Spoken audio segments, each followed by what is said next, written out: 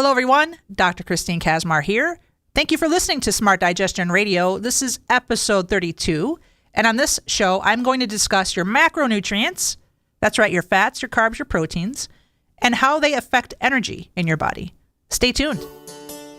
There are certain bodily things a lady doesn't discuss. Unless it's this lady.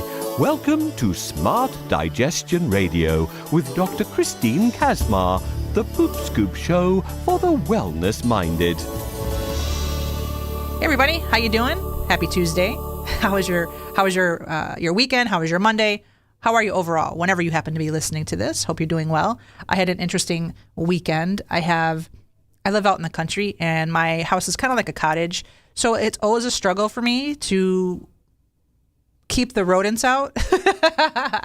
And particularly, red squirrels. And I've got chipmunks that want to come in. They like to go into my garage. It's a freak show, really. It's a freak show. I feel like I should be paying them my mortgage, the animals. I live there. I pay them rent. It's kind of how it is. But I finally found, I believe, where the red squirrels were getting in my roof. And so if any of you are listening, have ever had any squirrel issues before, you know what I'm talking about. These are very feisty, very determined little animals, and it's kind of like my house has been their little tree fort. So that's what's new. Thought I would share a little something going on in my life for you. And if you guys have had any squirrel stories, feel free to reach out to me. Send me an email at support@thedigestiondoctor.com. I would love to hear what you did. And there's like a sisterhood or a brotherhood that should be developed for people that have to deal with that. But at any rate, what I have lined up for you today is something fun and interesting and educational. And it comes from my teachings from my mentor, Dr. Howard Loomis. And what I'm going to do is talk about the use of macronutrients for energy. And this happens really in 4 specific phases. And what I'm saying is as our body needs sugar or glucose, it takes that sugar, it takes that energy reserve from certain macronutrients, first, second, third. And the number one reason that we get energy, the number one source, I should say, that we get our primary form of energy is through carbohydrates. But when we have inadequate resources of sugar available to the liver, then it begins to convert the stored glycogen into glucose to release it into circulation. After this gets exhausted, the body begins to convert protein and fat to sugar. So the sequence is this. As our body needs energy, first it gets it from carbohydrates. Then the second stage is it gets it from proteins. And then the third stage, it gets it from fats. And then the final stage, which is a really scary stage, it gets it from protein again.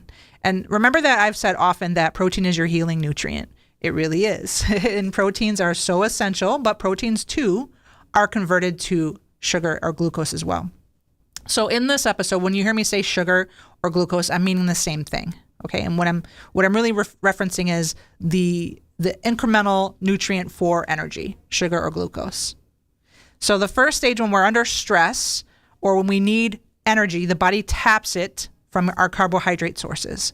But my question to you is, what if you're not adequately digesting carbohydrates, your fruits, your beans, your sweets, right? Anything that yields any kind of carbohydrate in our diet. What if you're not effectively digesting it? Well, if you're not effectively digesting your carbohydrate, you're already going to be deficient there too. So again, once your body utilizes its resource of carbohydrate and it converts it into glucose for energy, when there is no available glucose left, now your body is going to tap into the second stage of this stress, if you will, to get energy, and it's going to tap into your proteins and use your proteins for energy. And so stored amino acids in the cells are sent to the liver for conversion to glucose. In fact, 2/3 of this converted glucose will be used to supply the brain. After the initial supply of protein is depleted, the conversion rate slows. It dramatically slows as tissue proteins are not easily converted. And this is exactly the time during this stress that water and sodium are lost at this second stage of stress, the protein deficiency side. So just like I said with carbohydrates, same applies with proteins. If you're not properly digesting proteins and or if you're not eating enough protein, you're going to have protein deficiency. And so the energy is going to be deficient. It's not going to be in a surplus. So phase 1, or the first stage of stress, is when we're carbohydrate deficient. If there are not enough available carbohydrate resources in the human body to use for conversion of glucose into energy, the body goes into the second stage and it starts converting proteins into glucose, or gluconeogenesis. Okay? So stage 1 is where we're using the release of glycogen from the carbohydrates and turning it into glucose. Step 2 is called gluconeogenesis, where we're taking the protein and we're converting it to glucose. The third stage of stress is called glycogenolysis, and this is where we're using fat for energy. And the conversion of stored fat becomes the primary source of energy production, and depletion of its stores will continue until available fat is used. So we've heard of the term ketosis. Ketogenic diet is all the rage right now. Well, ketosis may begin to appear as fat is the only source of potential glucose production. But ketone bodies can also cross the blood-brain barrier and be used as energy source for the brain.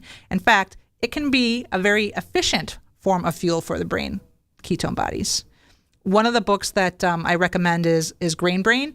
I did a little review on this in the past. I should find out where that is and put this in the show notes. But really, ketosis is not a bad thing. It's just, are you being wise about it? So I'm an advocate for people who are eating more fat, protein, less carbs. I think it's a very efficient way to run the body. And I'm also an advocate of fasting. And this is something that my mentor in fasting, his name is Herbert Shelton. I recommend picking up the book, Fasting Can Save Your Life. Unfortunately, it's kind of a rare book. So I think it's like $30 or something like that, something in that price range, but worth every penny. And Dr. Herbert Shelton talks significantly about the people that he supervised while fasting. He's a natural hygienist.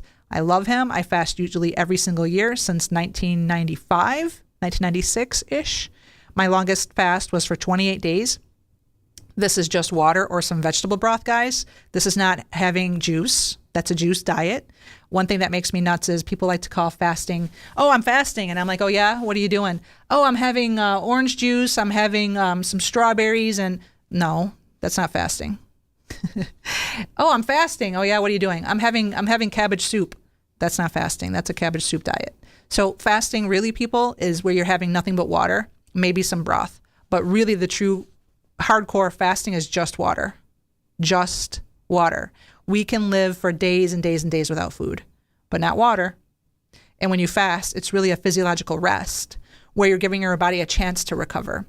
You're giving your body a chance to use that energy that would have went toward digesting your food. And instead, that energy is going to heal your tissues, your eyes, your joints, your ligaments, things that they don't have a time to recover because digesting food requires so much energy to digest food.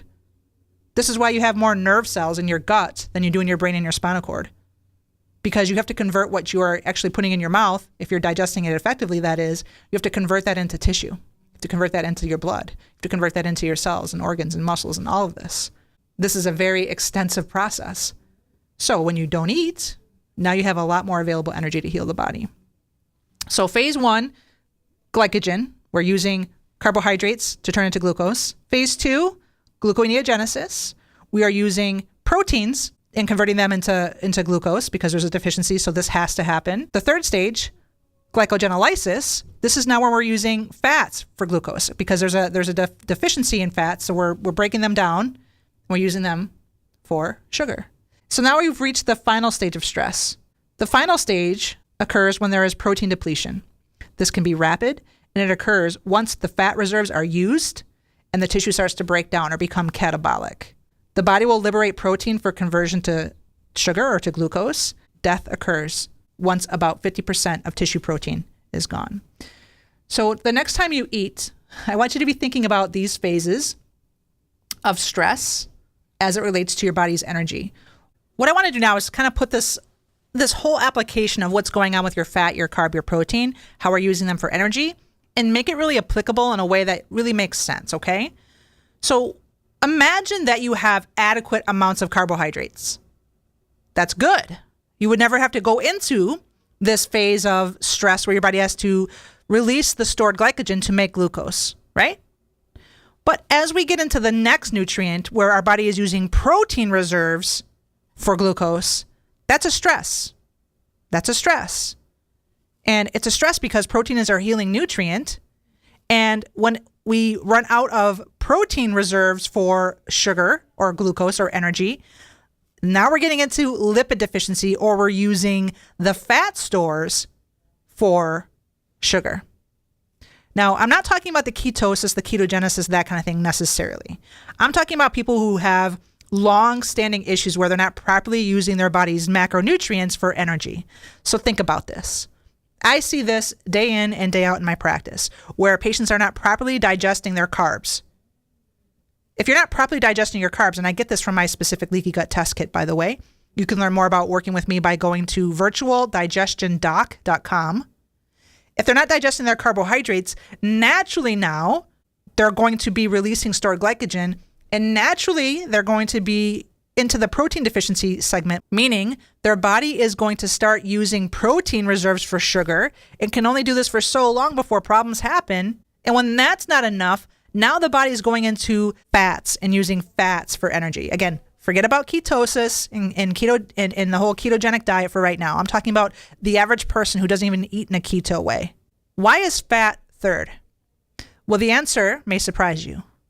The reason why fat is third is that your body is stingy at giving up fats for glucose because fat is hormone related. Fat is reproduction related. Let's take a break for just a moment and hear from our sponsor, the 4daycleanse.com. Do any of these symptoms describe your energy levels? Tired, sluggish, lazy, brain fog, irritable, forgetful, dull, unmotivated, or lacking any ambition? I recommend my 4-day green juice cleanse. This is unlike any cleanse that's out there, meaning there's not a lot of sugar. Okay, so this is mostly vegetables being juiced, very low on the sugar, but very healing. This includes all of the videos for you, all of the recipes for you, instantly downloaded to your cell phone or your computer for $19.97. Go to the4daycleanse.com. That's the4daycleanse.com. So check this out. When you are going into fat or lipids for your energy, this can be life-threatening. This can lead to things like high triglycerides. This could lead to things like having miscarriages. You see, when you don't properly digest fats, you're going to have symptoms like dry skin, tremors, erratic blood pressure, inability to conceive, fertility issues, carrying a baby to term even. When you're having issues with protein digestion, you may have symptoms of wetness, meaning your eyes, your nose, and your mouth are always wet. Your hands and feet are always cold. You have a lot of muscle cramps at night. Ladies, you have a lot of menstrual cramps. Bleeding gums when you brush your teeth could be linked to protein deficiency. And again, when I'm saying deficiency, I don't mean you're eating too much or not enough. I mean you're not digesting these nutrients. It's going to create this stress cascade where you're using carbohydrates, you're deficient in carbohydrate digestion, then your body hits the protein reserves for glucose, and then worst case scenario, your body hits your fats for glucose. Your body would rather not do that. And finally, carbohydrate deficiency. When you have symptoms of carbohydrate inability to digest carbohydrates, you might have a lot of dehydration, an inability to concentrate, muscle cramping while exercising, easily startled, a lot of low energy and malaise and fatigue you may suffer with as well. So I hope that you've enjoyed this really important look at how we're using our macronutrients for energy in our body. Understand this. It doesn't matter what diet you're on per se. What I care about is, can you properly digest it? And so that's what lends me to which specific digestive formulas I give my patients. I have 3 products available at Omega Digestion, as you probably know. So it really matters on what do you test into. Food allergy testing didn't work for me. I love my virtualdigestiondoc.com site because there's 3 ways you can work with me. And we can ship this UA kit that gives me 14 specific digestive markers like fats, carbs, and proteins. So I hope you've enjoyed this. Please reach out to me on my Facebook page. Go ahead and feel free to email me any questions, and I will talk to you next time. Alrighty then, another episode of Smart Digestion Radio is in the books. However, the conversation never stops there. Great hubs to connect with me are going to be my Facebook page, which is The Digestion Doc. That's my handle on Twitter and Instagram as well. If you are interested in joining my community, my private inner circle over on Facebook, go to healthyrebelsfb.com. That's healthyrebelsfb.com. And my other main sites are thedigestiondoctor.com and omegadigestion.com. Thank you so much for listening. Thank you so much for being a part of the mission. My mission is to save 5 million lives from the broken medical model, and I cannot do it alone. So thanks for being here, and I'll see you next time.